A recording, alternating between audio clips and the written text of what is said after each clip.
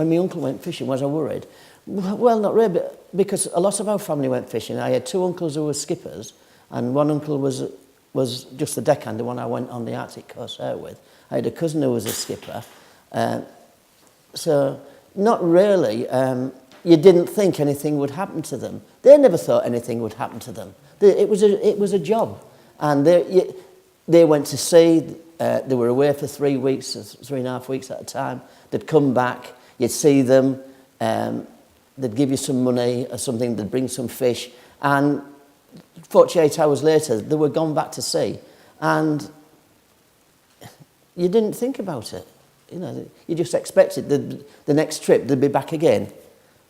I say, in the case of my cousin, I saw him on the go. He was on the go, and I saw him the trip before it sailed away, and we never saw him again with the ship sinking.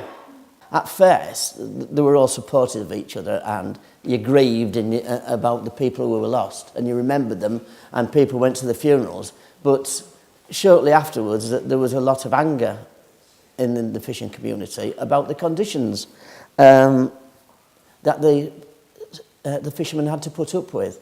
On one of the ships, I believe, I'm not sure if it wasn't the Kingston Peridot, there wasn't even a radio operator on there, so nobody knew, that they couldn't keep in touch, so nobody knew what had happened in any case.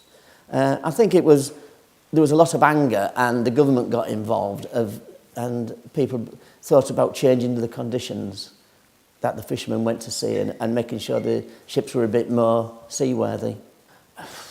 I don't remember, but as I say, the campaign I can't remember what, the campaign to actually get the government to improve the conditions.